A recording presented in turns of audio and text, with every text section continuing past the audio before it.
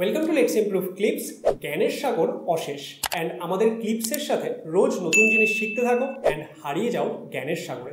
Enjoy today's clip.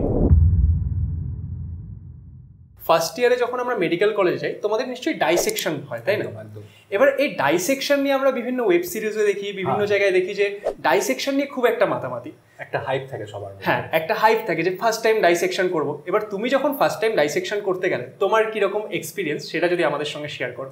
তো আমি যদি বলি আমার প্রথম অভিজ্ঞতার কথা, সেটা হচ্ছে আমি ফার্স্ট ইয়ারে ভর্তির মোটামুটি 2-3 মাস পরে প্রথম হচ্ছে আমাদের বডি আছে, তো আমাদের ডাইসেকশন হবে। তো প্রথম দিন আমরা সবাই গেলাম, আমরা 30-40 জন স্টুডেন্ট একটা বডিকে ঘিরে ধরলাম।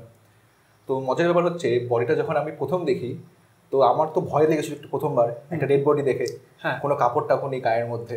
আচ্ছা, তার থেকেও সেটা বড় কথা হচ্ছে দেখি বডিটা দেখি জাস্ট একদম এভাবে বডিটা বসে আছে। আচ্ছা, তো আমি আবার স্যারকে জিজ্ঞেস করলাম, হ্যাঁ যে স্যার এই যে বডিটা মারা গেছে, একজন ছেলের বডি ছিল, উনি কি নাচতে নাচতে মারা গেছে এরকম হয়ে আছে, নাকি উনি মাইকেল জ্যাকসনের ফ্যান ছিলেন? আচ্ছা, তো স্যার বললেন যে না, ওটা ওরকম কিছু না, এটাকে রাইগর মর্টিস বলে। মানে বডিটা যখন মারা গেছিল তো বডিটাকে এমনভাবে রাখা হয়েছে যে বডিটা এখন এরকম হয়ে গেছে। তো তারপরে প্রথম বডিটা দেখলাম, স্বাভাবিকভাবে খুব বাজে একটা গন্ধ আসছিল, ফর্মালের গন্ধ। তারপরে স্যার আসলো, এসে প্রথম হচ্ছে বডি কাটলো। ওকে, প্রথমবার খুবই খারাপ লাগছিল দেখে, একটু কাটা কেমন করছিল। আর প্রথম দিন বডি কাটার পর আমি ওদিনকে বাড়ি থেকে আর দুপুরে লাঞ্চ করতে পারিনি। হ্যাঁ, মানে একটা ফার্স্ট টাইম। হ্যাঁ, তারপরে এরকম হলো, হওয়ার পর তারপরে স্যার কেটে টেটে দেখালো। আর প্রথমে ভেবেছিলাম যে অনেক ব্লিডিং হবে, বডি কাটা হচ্ছে। তারপরে দেখলাম যে যেহেতু হচ্ছে অনেক সেটা আগের বডি, তো সেখানে কি হয়, ব্লাডগুলো সব ক্লট হয়ে যায়। আচ্ছা, তো তারপরে কি ওখানে কাটার পর কোনো ব্লিডিং হয় না। ওকে, তারপরে ডে বাই ডে ধীরে ধীরে করতে করতে অভ্যাস হয়ে যায়। তারপরে তো আমার নিজেরই অনেক বডি কেটেছি। ওকে, এখন একদম নর্মাল, এখন কোনো ব্যাপার না। আচ্ছা, তার মানে তুমি ফার্স্ট টাইম যখন তোমাদের ডাইসেকশন হয় তখন তোমাদের স্যারেরাই সেটা কেটে দেখায়।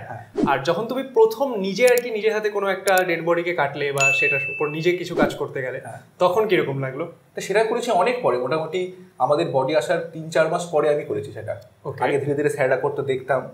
তারপরে প্রথমে আমাদের বডি পরিষ্কার করতে বলতো। আচ্ছা, বা আমাদের একটা জিনিস হয় যে সারফেস মার্কিং, যে অমুক স্ট্রাকচার বডির অমুক জায়গা আছে সেটা তুমি বাইরেতে চক দিয়ে দেখাও। আচ্ছা, অমুক আর্টারি আছে তুমি লাল রঙের চক দিয়ে দেখাও বডিতে, সেটা কোথায় আছে। অমুক নার্ভ আছে তুমি সাদা রঙের চক দিয়ে দেখাও। আচ্ছা, প্রথমে সেগুলো করলাম। করার পর আমার মনে আছে আমাকে একটা ফিমেল বডি দিয়েছিল কাটার জন্য। তো পিছনে একটা মাসল থেকে, ওকে বলা হয় ডেল্টয়েড মাসল।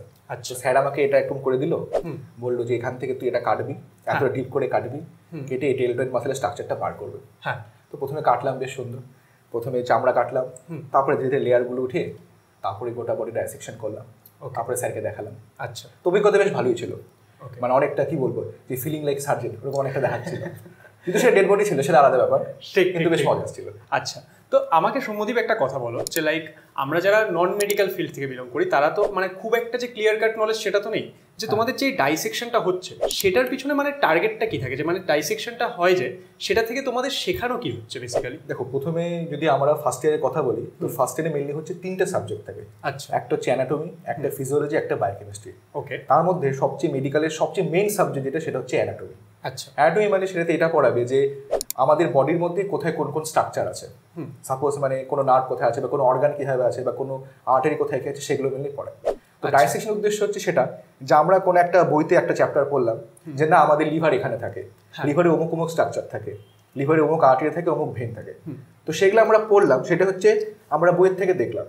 এখন যে আমরা করবো কি, সেটা হচ্ছে বডিতে ঠিক কিভাবে আছে, নর্মাল লিভারে কিভাবে সেটা দেখা যায়, তো সেটা আমরা দেখে স্টাডি করি। আশা করবো নতুন কিছু শিখতে পারলে এইরকমই আরও বিষয় শেখার জন্য লেটস ইমপ্রুভ ক্লিপসকে সাবস্ক্রাইব করলাম।